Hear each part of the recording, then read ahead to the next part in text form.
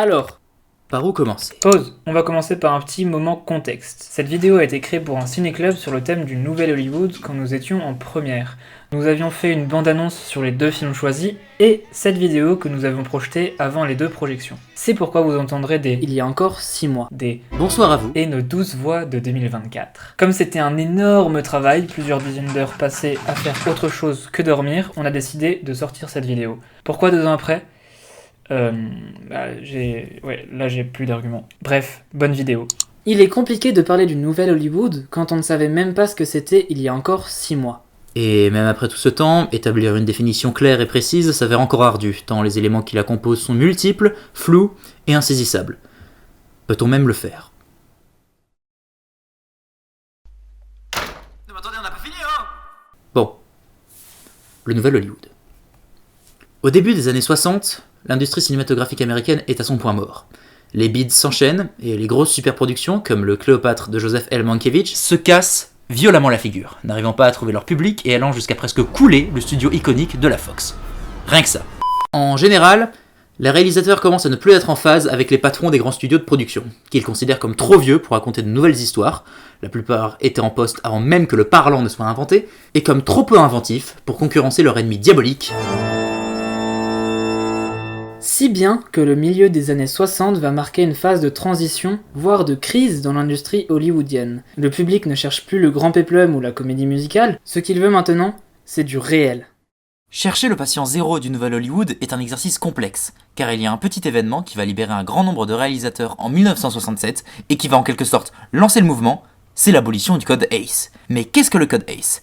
Eh bien, laissez-nous vous répondre dans ce petit montage pas piqué des hannetons. Le code ACE.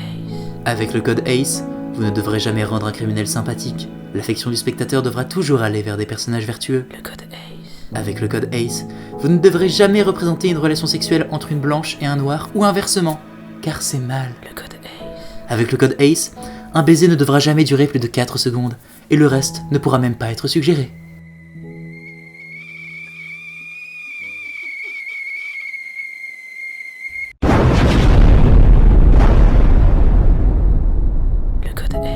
Entre tradition et modernité. Mais surtout tradition, Plus qu'une loi. une passion. Entre 1934 et 1967, des réalisateurs ont donc dû s'agenouiller devant un code de réglementation ridiculement stupide.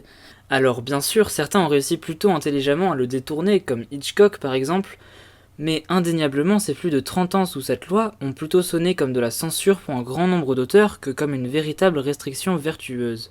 Mais que se passe-t-il quand tout ceci disparaît et que les auteurs sont enfin libres? Eh bien ça donne ça.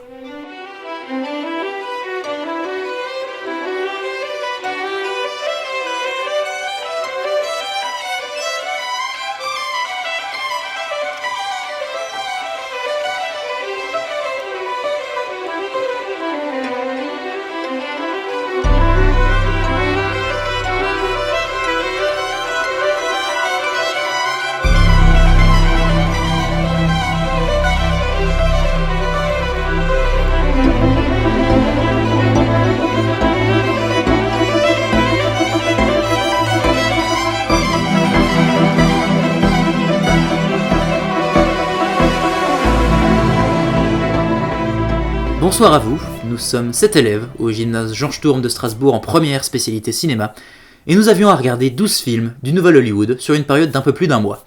Après discussion, délibération, désaccord et moult café, nous avons finalement fini par en sélectionner 2, que nous comptons personnellement comme les meilleurs de la liste, dont un est sur le point d'être diffusé ce soir. Mais avant cela, vous vous posez probablement une question, qu'avons-nous appris sur le Nouvel Hollywood après ces 12 visionnages ? Si, vous vous la posez! Eh bien premièrement, que c'est une forme de cinéma qui ne va jamais s'éloigner d'un ancrage dans un univers commun et réaliste. À peu près tous les films que nous avons vus, sauf peut-être MASH de Robert Altman, ne vont jamais trop rentrer dans une forme de fantasmagorie, mais bel et bien se rapprocher d'un quotidien et de personnages que nous pourrons rencontrer dans la vie de tous les jours. Rocky ne serait-il pas quelqu'un qui pourrait exister dans notre société? Les jeunes à la recherche de plaisirs éphémères, comme le sexe et l'alcool, dans The Last Picture Show, ne rentreraient-ils pas dans une forme de représentation étonnamment crédible de la jeunesse américaine des années 70 ? Le couple d'intellectuels de gauche, formé par Diane Keaton et Woody Allen dans Annie Hall, ne passerait-il pas par une tonne de questionnements profondément banals sur leurs relations ? En général, ce cinéma se met en phase avec son spectateur, qui ne veut plus du grandiose, mais bien se resserrer sur un quotidien et pouvoir observer des portraits de personnages qui lui ressemblent ou qui pourraient exister dans sa vie de tous les jours. Et ces films, à différents degrés, sont à charge contre une entité particulière. La société américaine. Car au-delà d'être un commentaire méta sur le code ACE, The Last Picture Show parle de la dépravation d'une jeunesse à qui on ne laisse aucune chance. La famille de cannibales redneck, de Massacre à la tronçonneuse quant à elle, fait le portrait d'une partie de l'Amérique abandonnée par ses pairs, qui ne peut exister que par la consanguinité et que personne ne viendra jamais aider. Voyage au bout de l'enfer, contre la politique guerrière des États-Unis pendant le Vietnam, qui laisse pour compte les traumatisés. Et Rocky est peut-être le boxeur sympa du quartier, mais c'est également un homme qui essaie de joindre les deux bouts dans un bloc de Philadelphia, désillusionné par le rêve américain.